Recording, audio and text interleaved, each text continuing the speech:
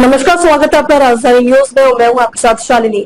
आइए बढ़ते हैं आज की बड़ी खबर की ओर। ईरान और अमेरिका के बीच चल रहे तनावपूर्ण रिश्तों ने एक बार फिर नया मोड़ ले लिया है। ईरानी विदेश मंत्री अब्बास अराक्ची ने अमेरिकी राष्ट्रपति डोनाल्ड ट्रंप को कड़ी चेतावनी देते हुए कहा है कि अगर वह ईरान के सर्वोच्च नेता अयतुल्ला अली खामेनेई के खिलाफ अपमानजनक भाषा का इस्तेमाल जारी रखते हैं तो किसी भी तरह की वार्ता या समझौते की उम्मीद खत्म हो जाएगी।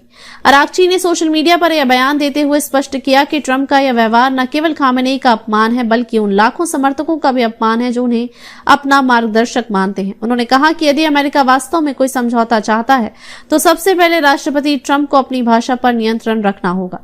दरअसल ये सारा विवाद ट्रंप के उस विवादित बयान से शुरू हुआ जिसमें उन्होंने दावा किया था कि उन्होंने खामेनेई को एक भयानक और अपमानजनक मौत से बचाया था।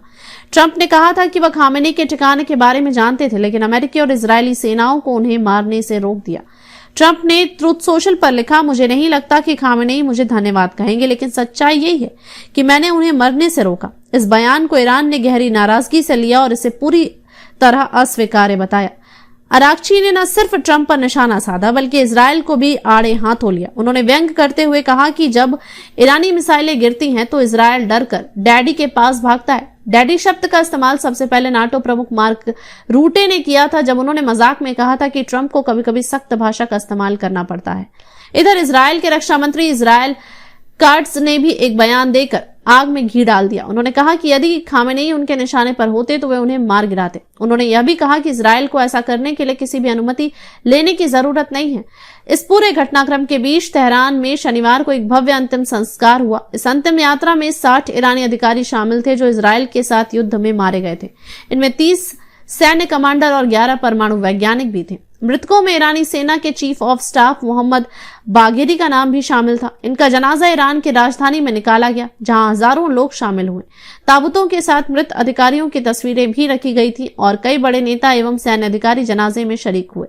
युद्ध की बात करें तो ईरान और इजरायल के बीच यह टकराव 12 जून को शुरू हुआ था। 22 जून को अमेरिका ने ईरान के परमाणु ठिकानों पर हमला किया और 24 जून को राष्ट्रपति ट्रंप ने एक तरफा सीज फायर की घोषणा ट्रुथ सोशल के जरिए कर दी। हालांकि सीज फायर की घोषणा के बावजूद तनाव खत्म नहीं हुआ है। अमेरिकी राष्ट्रपति की भाषा, इजरायल के बयानों और ईरान की प्रतिक्रियाओं ने इस विवाद को और जटिल बना दिया है। विशेषज्ञों का मानना है कि ट्रंप का यह रुख केवल राजनयिक मर्यादा को तोड़ता है बल्कि पश्चिम एशिया में अमेरिका की भूमिका को भी कटघरे में खड़ा करता है। वहीं ईरान की तरफ से आक्रामक जवाब यह संकेत देता है कि वह किसी भी प्रकार के अपमान को सहन करने को तैयार नहीं है।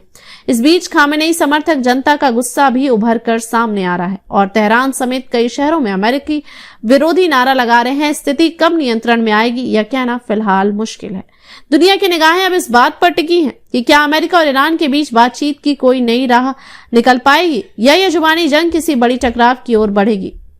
अब तक के लिए बस इतना ही, फिर होगी आपसे मुलाकात। तब तक के लिए नमस्कार और देखते रहिए राजधानी न्यूज।